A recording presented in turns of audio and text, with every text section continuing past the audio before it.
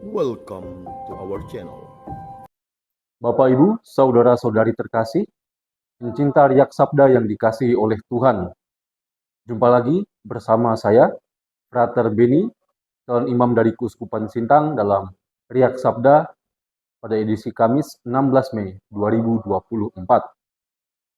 Pada hari ini, gereja memperdengarkan kepada kita bacaan Injil dari Injil Yohanes bab 17 ayat 20 sampai dengan 26. Dari bacaan Injil pada hari ini, paling tidak ada dua hal yang bersama-sama bisa kita renungkan sebagai suatu bekal hidup bagi kita sebagai murid-murid Kristus. Dalam Injil, jika kita membaca ataupun mendengar Injil pada hari ini, kita akan mendengar, kita akan menyimak bahwa Yesus berdoa bagi orang-orang yang percaya akan pemberitaan para rasul. Siapa mereka? Mereka adalah kita semua, gereja masa kini. Iman kita berasal dari iman para rasul.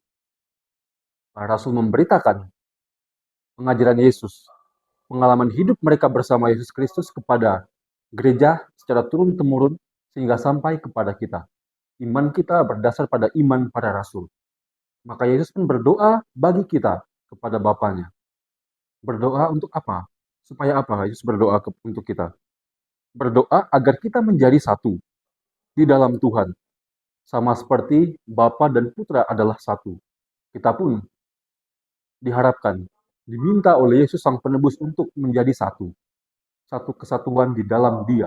Satu di dalam Tuhan. Kitab-kitab suci Perjanjian Lama, khususnya kitab Mazmur, menggambarkan dengan sangat baik bagaimana Tuhan Allah rindu untuk mengumpulkan semua dombanya menjadi satu. Tuhan rindu untuk mengumpulkan kita semua menjadi satu. Kerinduan ilahi, itulah yang mewujud dalam doa Yesus, agar kita menjadi satu, agar kita yang menerima iman dari pemberitaan para rasul menjadi satu. Satu kesatuan atau persatuan merupakan itu yang dikehendaki oleh Tuhan.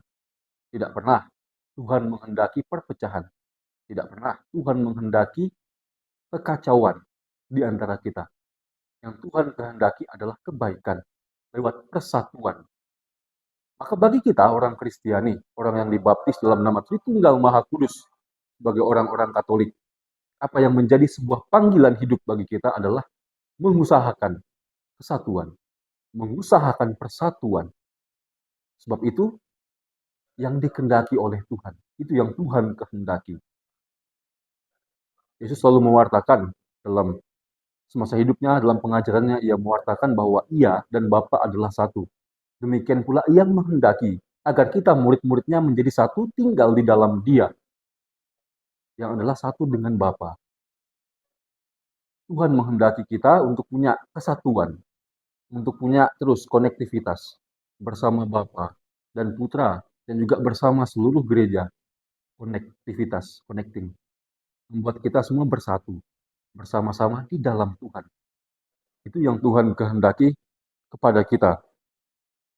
Lalu hal kedua adalah kita mendengar juga, kita menyimak dalam Injil bahwa Yesus mau kita selalu ada bersama-sama dengan Dia. Ada bersama-sama dengan Dia.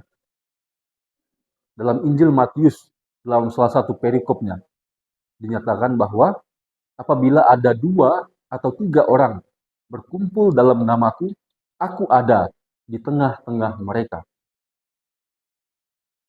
Yesus menghendaki agar kita selalu ada bersama-sama dengan Dia. Agar kita dalam hidup kita, dalam peziarahan hidup kita, perjalanan hidup kita, selalu mengusahakan kebersamaan dengan Tuhan. Lewat apa? Ya, lewat selalu membawa Tuhan kemanapun kita pergi, dimanapun kita berada, selalu berada dalam Tuhan. Ada dalam kebersamaan dengan Tuhan. Ada dalam kebersamaan dengan Yesus. Mengapa Yesus menghendaki agar kita ada bersama-sama terus dengan Dia? Karena satu hal, Yesus menghendaki agar kita juga menikmati rahmat demi rahmat yang mengalir dari dalam diri Yesus sebagai sang sumber rahmat. Rahmat-rahmat itu bisa kita peroleh apabila kita ada dalam kesatuan dan juga selalu ada bersama dengan Dia. Ya, dalam hidup konkret, dalam persekutuan kita di gereja, dalam ibadah-ibadah kita, dalam doa-doa pribadi kita ada bersama-sama dengan Tuhan. Pada saat kita berdoa, pada saat kita mungkin melayani sesama, pada saat kita berbuat hal baik, kita ada bersama Tuhan. Kita melakukannya dalam nama Tuhan. Kita melakukannya atas dasar identitas kita sebagai pengikut Kristus. Kita melakukannya atas dasar kita sebagai umat Katolik mencontoh, meneladani Yesus sebagai model hidup kita, sebagai role model hidup kita. Dengan cara itu kita akan ada selalu bersama-sama dengan Yesus. Ada bersama-sama dengan Yesus juga mengandaikan bahwa kita dalam hidup kita sehari-hari selalu digerakkan berdasarkan moral Kristiani, selalu digerakkan berdasarkan asas sopan santun, kebaikan, dan juga etiket dalam hidup bersama. Yesus dalam hidupnya selalu mengusahakan kebaikan. Yesus dalam hidupnya selalu hidup dalam kebenaran. Nah, kebenaran inilah yang menjadi bekal kita.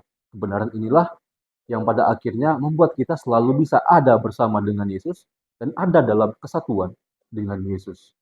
Bapak, Ibu, Saudara-saudari yang terkasih, mari kita sebagai umat Allah senantiasa memohonkan rahmat Roh Kudus agar kita dimampukan untuk senantiasa setia berada bersama Yesus. Setia untuk berada dalam satu kesatuan sebagai anggota gereja di dalam Yesus Tuhan kita. Sehingga kita dapat senantiasa menerima rahmat demi rahmat dari kelimpahan Tuhan. Tuhan memberkati kita semua. Amin.